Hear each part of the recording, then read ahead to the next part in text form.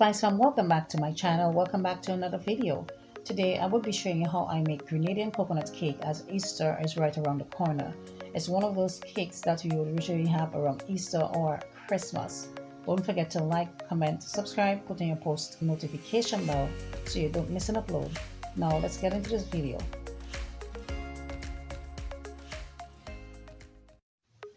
For this Grenadian coconut cake, you would need the following ingredients.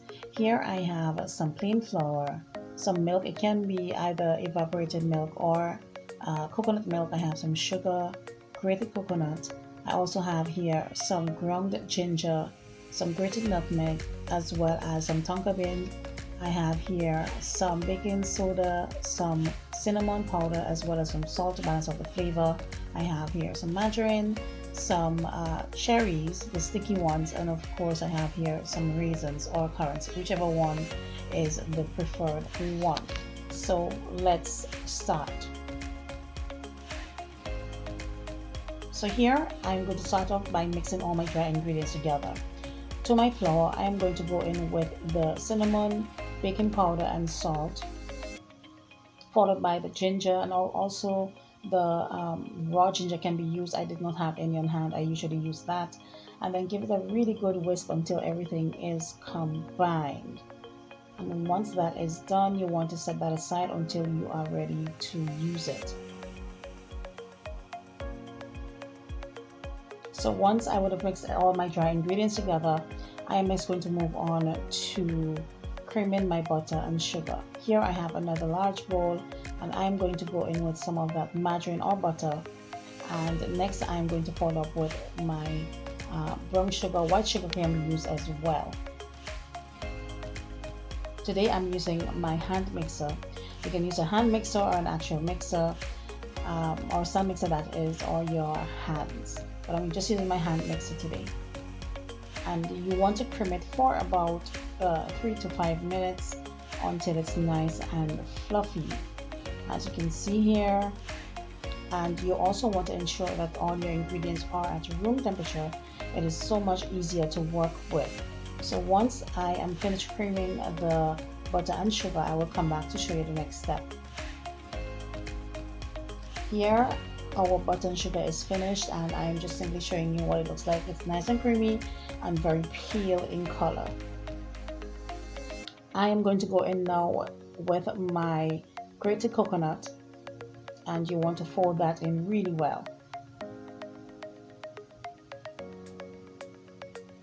Comment below and let me know if you're Grenadian. How do you make your Grenadian coconut cake? I would love to hear and know how you do it, if you do it same like mine or differently.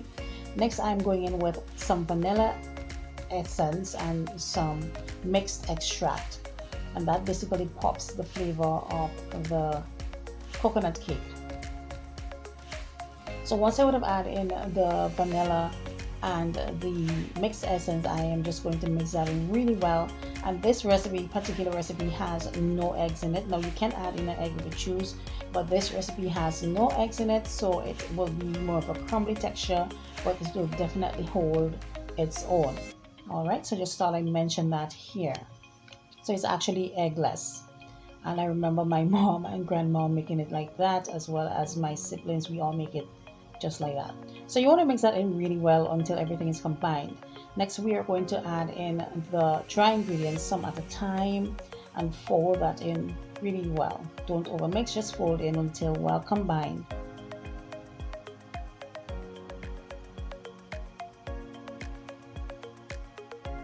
And of course, you want to ensure that you add in some of your wet mixture, which is I'm tripping over my words today, which is your milk. So I'm just adding in some of that milk as I go along to help with the mixing process. The correct measurements and the list of ingredients will be in a link in the description box below, so you can have a look to see exactly what I used and how much of it I would have used. So once I would have mixed everything together, as you can see here, this batter is slightly, well, it's sticky, not extremely sticky, and it's also not very tough or tight, or should I say it's not very firm. So I'm just adding in my raisins or currants, and then I'm going in with my sticky cherry. No, I did add in some more cherry because I think I added a little bit, just a little bit, and I wanted more of that pop of red color in there. So I add that in. You can use any fruits of choice. I simply just like to keep mine a little bit on the basic side, not too much going on in there. So once you've added in the raisins and the cherries, you just want to mix it until it's well combined. And once that is done, you want to now place it into your baking pan. So here I have two small uh, loaf pan, and I'm just going to spoon them in there because this dough is sticky, slightly sticky and still slightly stiff. So it has a sort of a firmish texture. It's not your regular cake batter. All right, so I'm just going to spoon them into my lightly greased uh, pans, and I did use some butter and I did flour it. That's to avoid any of your batter sticking or the cake sticking to the pan and it can't come out. So what I did, I just simply use a spoon and try to measure it out evenly on top, and that is what it looks like. So next we are going to place them into a preheated oven at 350 degrees for roughly 50 minutes. Now that of course depends on the oven that you're using, so please ensure that you check your oven as well as check your cake. So now that it's in the oven, we are going to allow it to bake, and once it's finished I will come back to show you. So here is the Grenadian coconut cake all done, and look how lovely it looks. So lovely. The color is nice and golden brown and it's perfect. So I am going to allow it to cool for roughly 10 minutes in the pan, and I will come back to show you the next step. So here they are. I did remove them from the pan after about 10 minutes, and look at that, y'all. Look at that. Ooh, it looks so good. It actually took me right back to my mom's kitchen.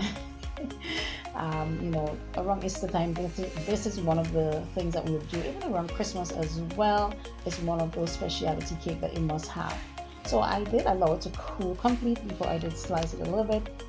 I sliced one of them, I should say, and I kept the other one whole. And this is the end of this video. I really do hope that you did enjoy today's video. Don't forget to comment and let me know how you make your coconut cake. And until the next time, see you in my next video. Bye bye and take care.